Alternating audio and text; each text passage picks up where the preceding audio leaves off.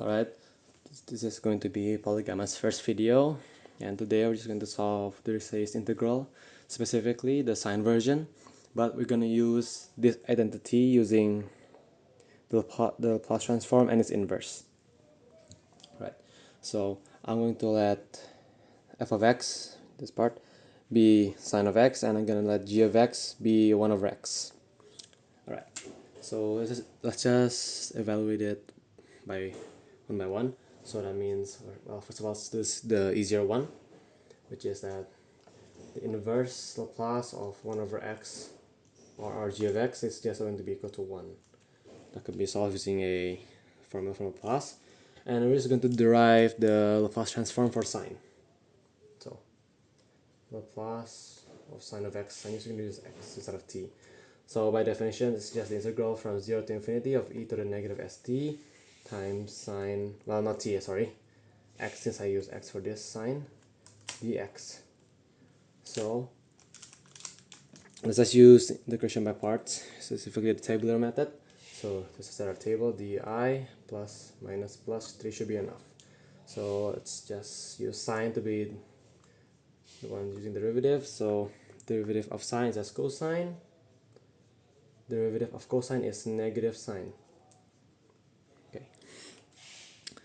Let's integrate e to the negative sx. Since s is just a constant, we just put it down. So integral of the exponential is just negative 1 over s times e to the negative sx. Take the second integral of that, it just cancels with the negative, so we get 1 over s squared times e to the negative sx. Then we just multiply them. So we get that negative sine of x over s times e to the negative sx minus cosine of x over s squared e to the negative sx evaluated from 0 to infinity. And then we add it by negative 1 over s squared times the integral from 0 to infinity of e to the negative sx times sine of x, which this part's just going to be, for the dx, that part's just going to be the Laplace transform of sine of x. Right. So I'm just gonna remove some of the parts for this one. Well, I'll just evaluate this part quickly. So, well, if you input infinity to sine of x, that's going to oscillate between 0, negative 1 and 1. Since s is just positive and x is infinity pretty much, that means it's going to be e to the power of negative infinity, which just approaches 0. So this part is just 0. This part as well approaches 0 since cosine only oscillates between negative 1 and 1, and e to the negative sx, it just goes to goes to 0 since it goes to infinity, so this goes to 0 as well. And for the 0 part, well, that means sine of 0, which is just 0, so this part goes to 0 since this exponent just goes to 1. For this part, it's cosine of 0, and that's going to be 1. This is going to be 1 as well, since anything goes to the 0 power, so it's going to be equal to 1. So that means we're left with just, let me just erase this part. Let's just redo the thing. So that's 0, 0, 0, and then negative 1 over s squared. And then minus 1 over s squared times the Laplace transform of sine of x.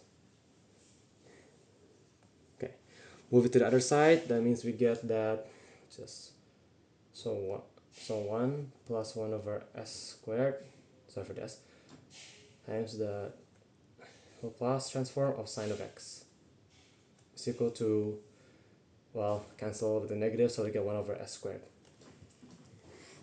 Okay, move it to the other side. We get that,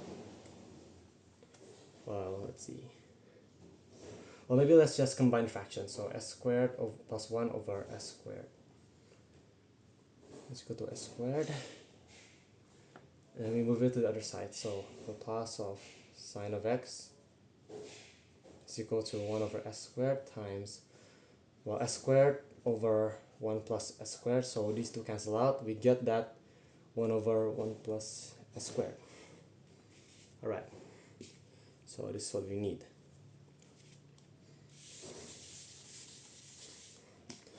So, hold on, let me just rewrite again. 1 over 1 plus s squared. Right, that means we can transform this integral into, well, this. Sine of x times inverse of 1 over x dx.